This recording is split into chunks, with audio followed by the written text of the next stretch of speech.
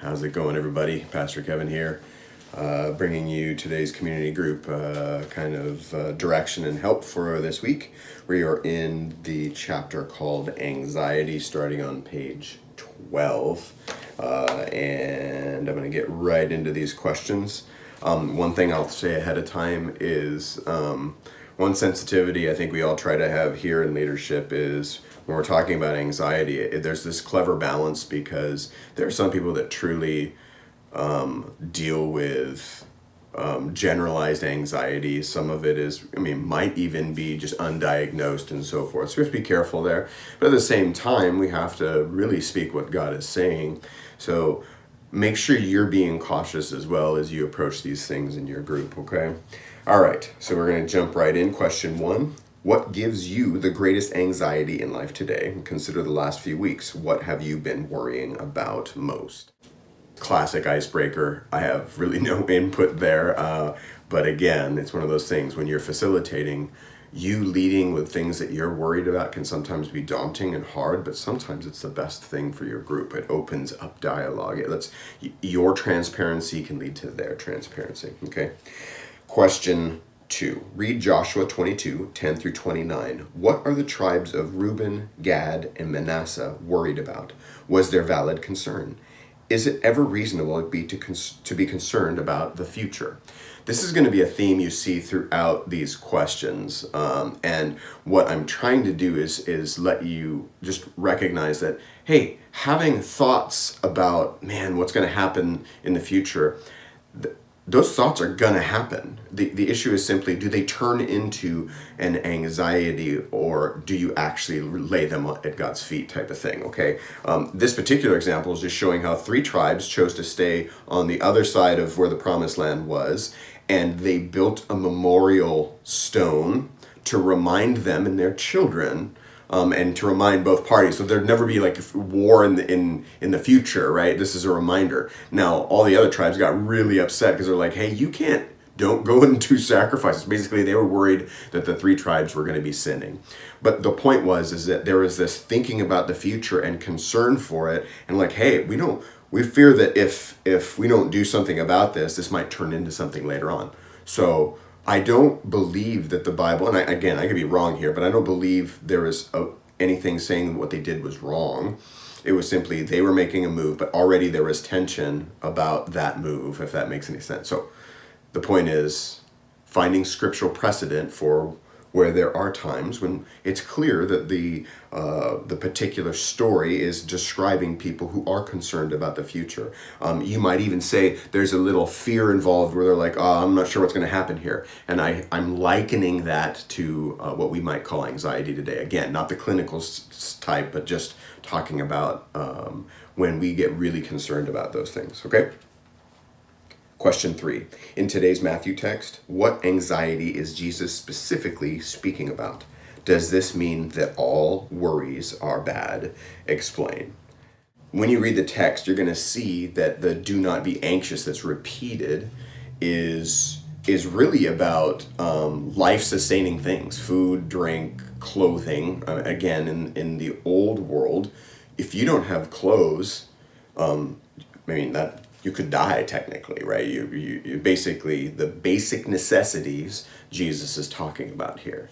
So I want you to come to some conclusions based upon that. But I think it's pretty clear that that's what these anxieties are about. This is not talking about general anxiety of life. This is talking about, hey, where am I going to get my next meal? Interestingly, too, if you think about it, the prayer that happens not very far before this talks about that very thing. And you'll see this theme that just continues to float through this. And the gospel motivation section gets to this, but the whole point is you have a Father who's worth trusting. Okay? Question number 4. Read 2 Corinthians 11, 24 through 28. Paul speaks of his own worry here. Consider Paul's experiences. How might you respond to the same? Is his anxiety appropriate? This passage talks about Paul being anxious for the churches. And I believe it is translated most of the time anxious. It's the Greek word that's being used is what's typically translated as anxious. So read that passage, think about today's passage, and if you think about all that Paul went through, is this rational, right? Is it a reasonable thing? And then we go to question number 5, where it says, now read Philippians 4:4-7. What is Paul saying we should do with our anxieties? What is his solution? What might Paul say to someone who is sitting in anxiety all the time? It's a perfect counterpoint to, Paul himself in a different part of scripture talks about his anxiousness for churches, but it says he actually in Philippians deals with it directly and saying, here's what you should do with your anxiety. Here's how you should handle it.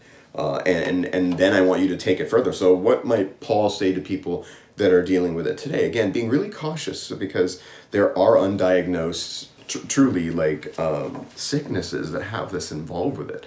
But I would argue that the majority of us have these anxieties. It doesn't go that far, and Paul's words are perfectly good for us. And Jesus's are too, but I think he's talking in a very specific sense that could be extrapolated to other anxieties in a way, but Paul's giving us an example there.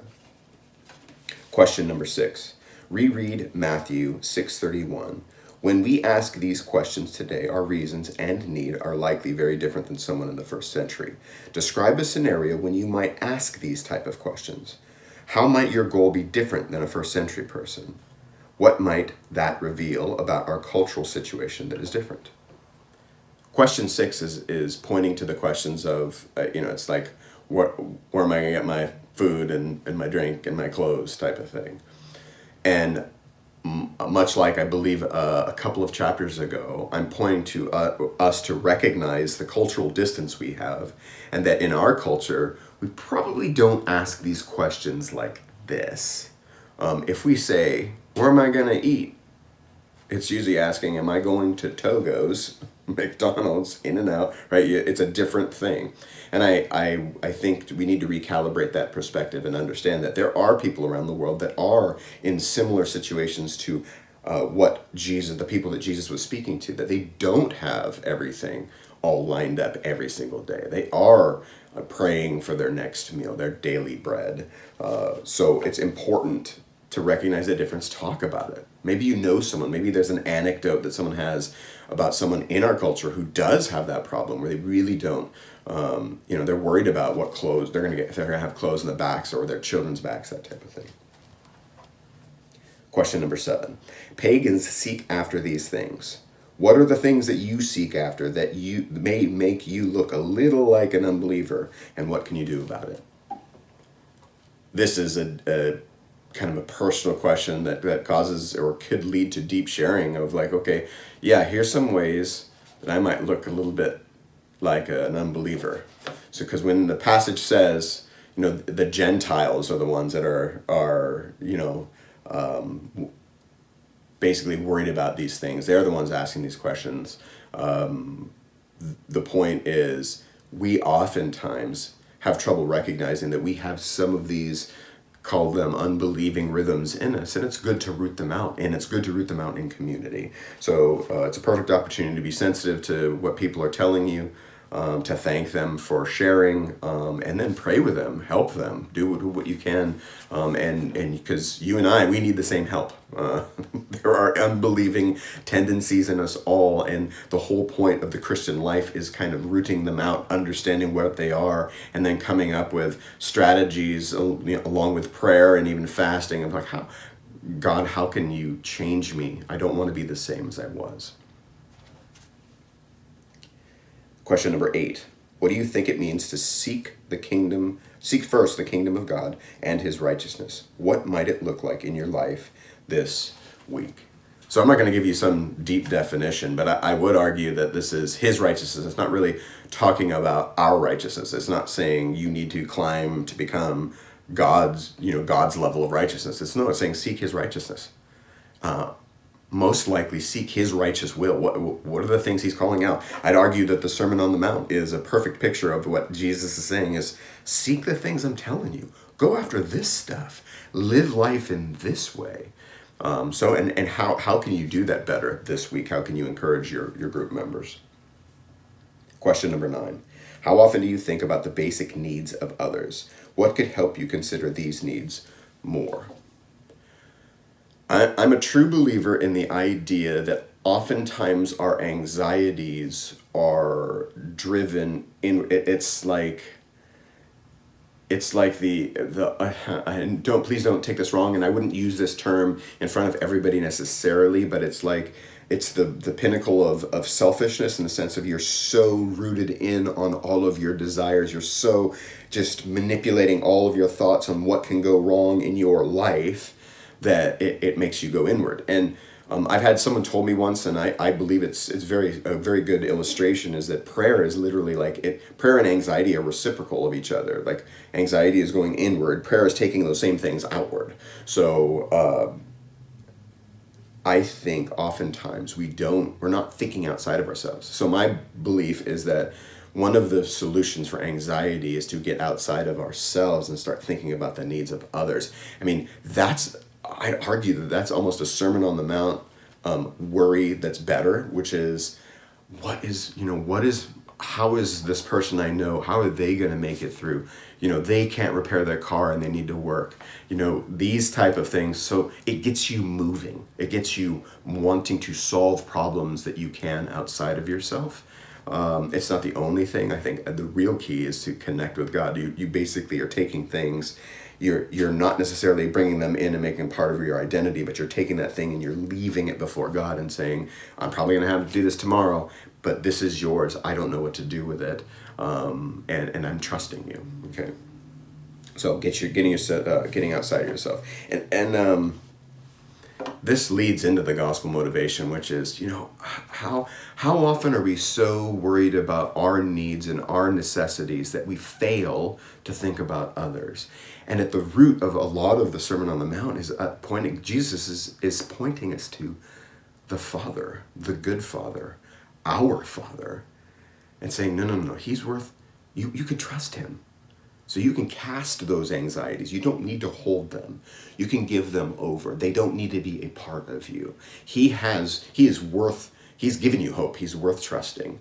And I think that can help us change our minds and start thinking about, well, how can I be concerned about the people around me, concerned about God's righteousness? So seek first his kingdom. So that's the vertical plane. You are thinking outside of yourself for what is God wanting to happen, and then you're thinking outward on the horizontal plane is what others need, right? How can I love my brother and my sister, or even my enemies? How can I do that better? So by going outside of yourself, I'm thinking about God, his will for those that are around, even those that don't know him yet.